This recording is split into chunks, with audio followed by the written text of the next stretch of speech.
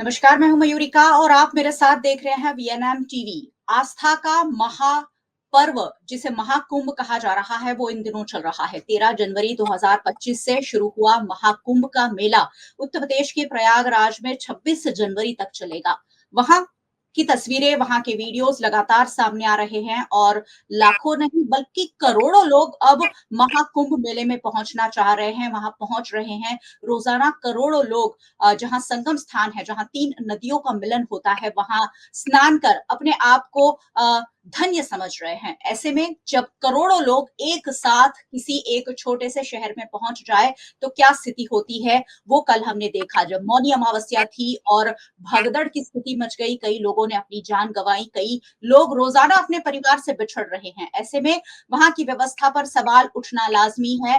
उत्तर प्रदेश की सरकार ने जोरों शोरों से इसका प्रमोशन भी किया था और महाकुंभ में आने के लिए सबको आमंत्रित भी किया था। ऐसे में जब अब देश विदेश से करोड़ों की संख्या में श्रद्धालु पहुंच रहे हैं, तब वहां क्या स्थिति है, ये जानने के लिए आज हमारे साथ एक खास मेहमान जुड़े हैं और महाकुंभ व्यवस्था की आंखों देखी कहानी गुजरात फर्स्ट, जो गुजरात का रीजनल चैनल है, उसके चैनल हेड विवेक भट्ट हमारे साथ जुड़े हैं, जो वहीं से दर्शक वहां उन्होंने ग्राउंड रिपोर्ट किया है और वहीं से हमारे साथ जुड़े हैं। उनसे जानेंगे कि आखिरकार किस तरह की वहां व्यवस्था है, किस तरह लोग वहां पहुंच रहे हैं और क्या माहौल है।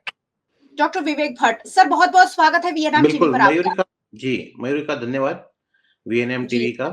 क्या माहौल है, सब आप वहीं से तो सब कुछ कवर भी कर रहे हैं, क्या कहना चाहेंगे वहां के माहौल के बारे में।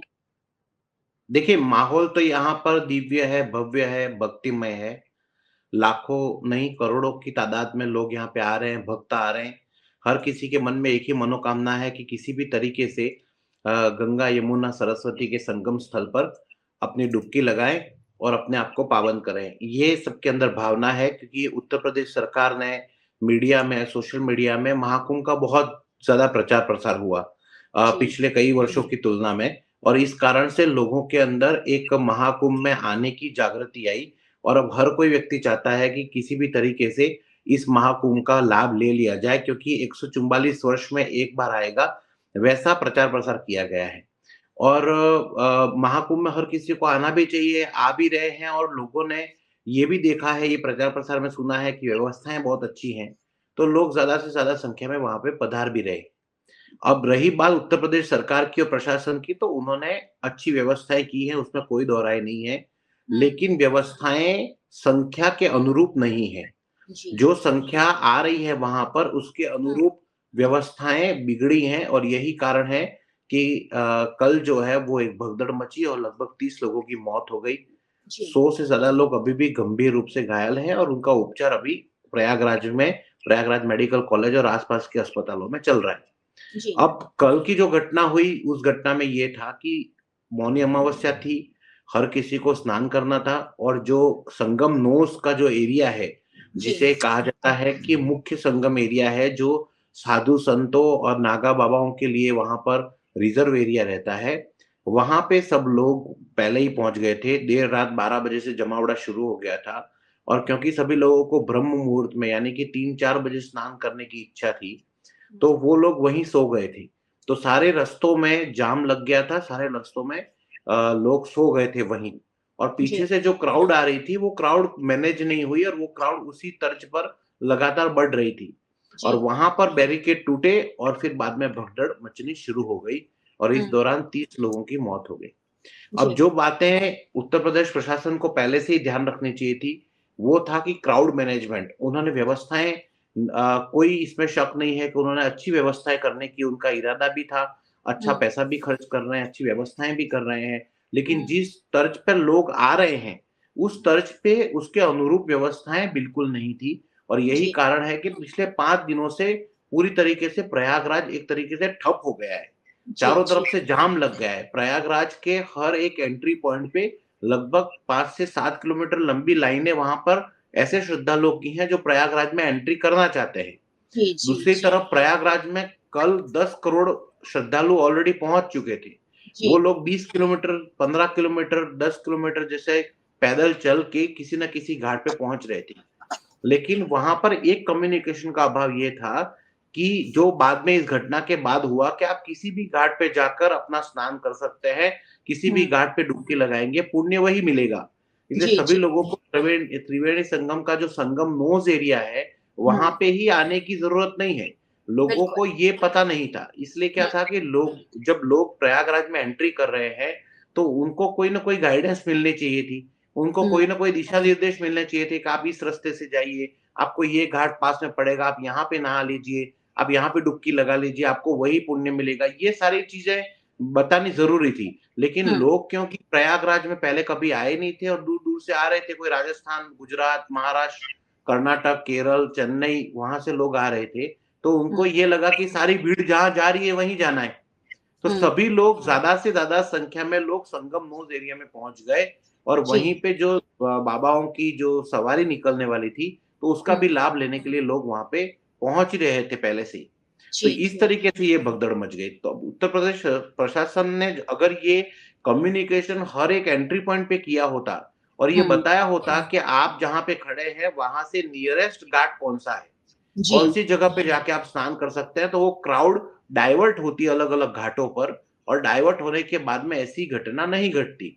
जो जी, कि बिल्कुल। आज अच्छी बात ये है कि उत्तर प्रदेश प्रशासन ने आज कुछ निर्णय लिए हैं, कुछ बदलाव किए हैं, जिसके जी। कारण से अब स्थितियाँ सुधर रही हैं। हुँ, जैसे हुँ, पहला बदलाव जैसे मैंने आपको कहा था कि डाइवर्ट करना है, तो वो लोगों ने डाइवर्ट किया, अलग-अलग घाट खोल दिए हैं। जो जी। बैरिकेड्स बेकाम की जो जो वो बैरिकेड्स खोल दी गई हैं। अच्छा, वहाँ पे जो वीआईपी कल्चर जो था, उसको लेकर भी लोगों के अंदर काफ़ी आक्रोश था।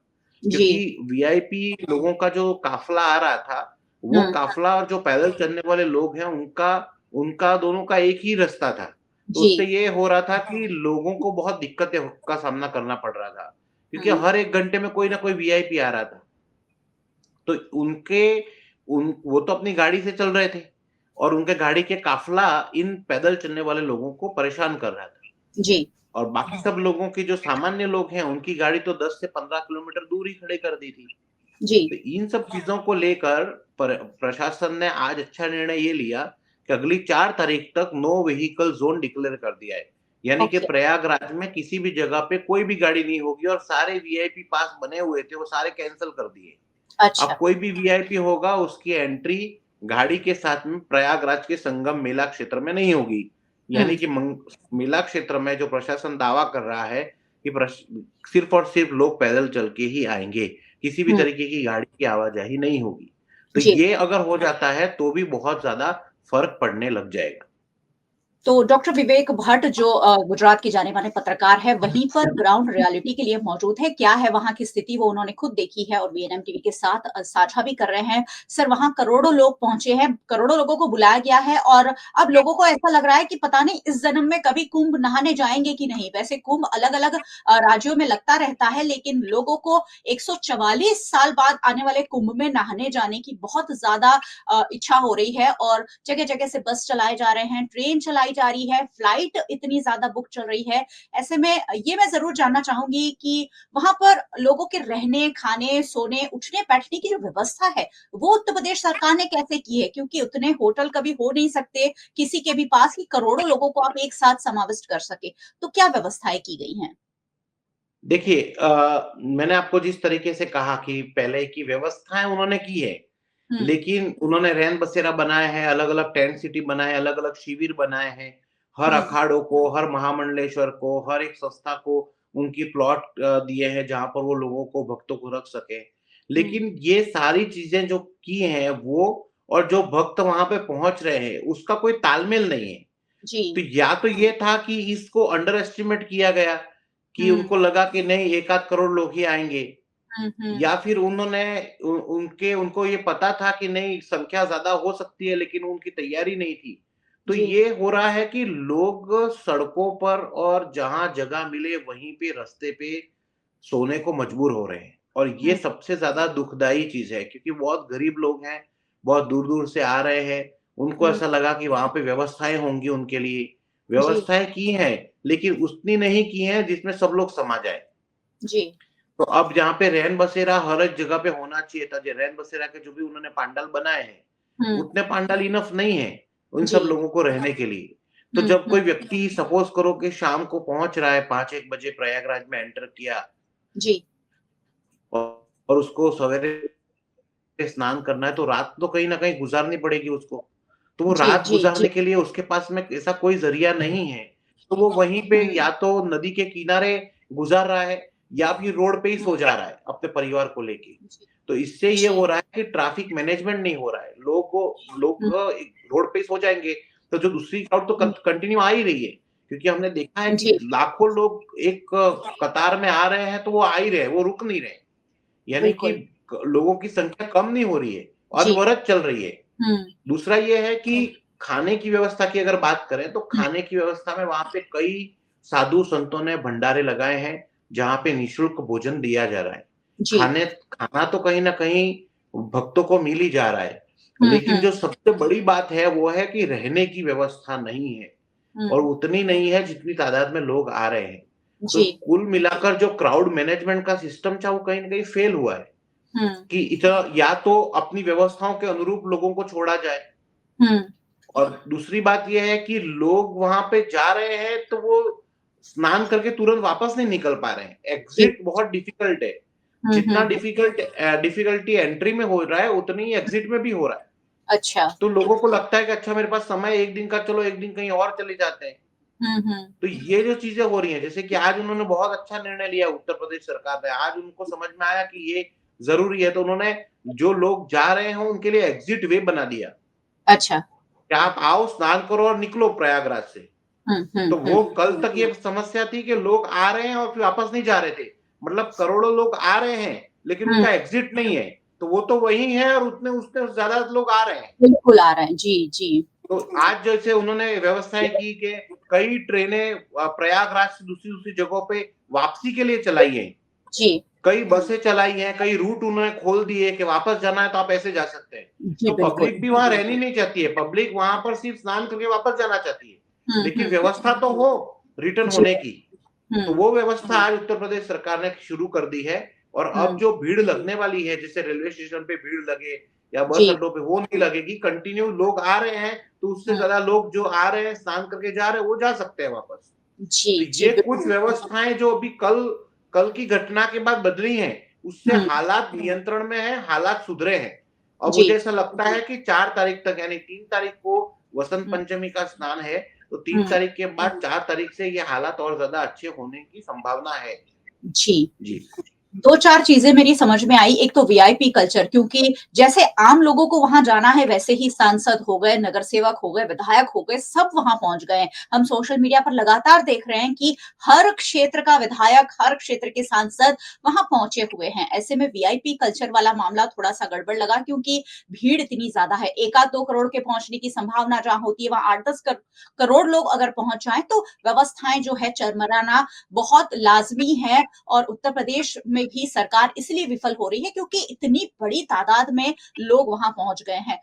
विवेक भाई आप वहीं पर हैं, लोगों से मिल रहे होंगे, लोगों से बातचीत कर रहे होंगे। अभी कितने लोग फिलहाल वहां फंसे हुए हैं क्योंकि बहुत सारे लोगों की फ्लाइट मिस हो गए, उनके ट्रेन मिस हो गए, उनकी जो बस की बुकिंग थी वो सब कुछ खराब हो गया है क्योंकि उन्हें वापस जाने का मौका नहीं मिला। कल के भगदड़ के बाद लोग जहां थे वहां रोक दिए गए, प्रयागराज के एंट्री एग्जिट पॉइंट बंद थे। तो अब वहां कितने लोग फंसे हुए हैं जो जिसे बाहर निकालने की जरूरत है। वैसे आपने बताया कि एंट्री एग्जिट पॉइंट अब शुरू किए गए हैं, लेकिन अभी भी कितने लोग ऐसे हैं जो बड़ी तादाद में वहां फंसे हुए हैं और उनकी स्थिति क्या है? देखिए एग्ज़ैक्ट आंकड़ा तो नहीं बता सकते क्योंकि जो प्रयागराज में कल शाम तक जो लोग थे वो करीब 10 करोड़ लोग थे। जी। तो उनको निकलने के लिए जो व्यवस्थाएँ बनाई गई हैं अब, उसके हुँ। हिसाब से लोग निकल रहे हैं, कंटीन्यूअस निकल रहा है, अब कोई प्रयागराज में रुक नहीं रहा है। और जो जी। दूसरी तरफ जो प्रयागराज के बाहर से जो एंट्रियाँ बंद की गई थी, वो हुँ। एंट्रियाँ अब धीरे-धीरे खोली जा रही हैं। यानी जी। अब स्थितियाँ कंट्रोल में हैं। जो हुँ। स्थितियाँ कल थी और जो स्थितियाँ आज है, उसके अंदर ज़मीन-आसमान का फ़र्क है। आज जी। स्थितियाँ बहुत हद तक सुधर चुकी हैं। हुँ। आज हर जगह पे कम्युनिकेशन प्रॉपर किया जा रहा है। पुलिस हुँ। वाले भी अब अच्छे से बात कर रहे हैं। पहले पुलिस वाले खुद कन्फ्यूज़ रहते थे कि कौन-सा पुल चल रहा है, कौन-सा पुल नहीं चल रहा है, कौन-सा जी। रास्ता खुला है, कौन-सा रास्ता बंद है। तो हुँ। लोग इधर से उधर होते जा रहे थे और फिर बाद में जो भीड़ जिस ज संगम नोस की तरफ जा रही है, तो वो भी वहीं पहुँच जाते थे। हुँ, तो हुँ, अब हुँ। जो है ट्रैफिक का डायवर्जन हो रहा है। जी। लोगों को सही पता चल रहा है कि कौन सी जगह पे जाना है, कहाँ स्नान करना है, लोगों को हुँ, एग्जिट वे मिल रहे हैं और लोगों को वापसी का रास्ता भी मिल रहा है कि ट्रेन से जाना है कि बस से जाना है। एक्स्ट्रा जी। ट्रेनें भी चलाई गई हैं रेलवे मंत्रालय के द्वारा। तो ये हुँ, सारी व्यवस्थाएँ अब सुधरी हैं। जी। ऐसे अंदाजा नहीं लगाया जा सकता, लेकिन फिर भी हुँ, अभी 1-2 करोड़ लोग तो होंगे ही कम से जी, कम, कि कल जी। रात तक इतना रश था और बाकी हुँ, ऑलरेडी सेंटर पे खोल रहे हैं धीरे-धीरे। तो जी। 1-2 करोड़ की पॉपुलेशन तो कभी भी प्रयागराज में आप देख सकते हैं। जी, तो जी। ये जो स्थितियाँ हैं वो अब धीरे-धीरे सुधर रही हैं। लेकिन हुँ, कल तक हालात बहुत बिगड़े हुए थे, बहुत जी, बुरे थे और जी। पिछले 7 दिनों की बात करें तो हर जगह पे हमने इस स्थितियों को देखा है कि हमें हर जगह पे लगा कि कहीं कहीं कुछ भी हो सकता था। जी, ये तो बिल्कुल। बहुत ही अच्छी गनीमत रही कि ज़्यादा हादसे नहीं हुए। बड़ा हादसा बाकी नहीं हुआ, मल्टीपल मल्टीपल हादसे हो सकते थे। हो सकते यहाँ हैं। तो जी। हुआ वो बड़ा हादसा है ही, लेकिन हुँ, ये हुँ। एक ही जगह पे हुआ।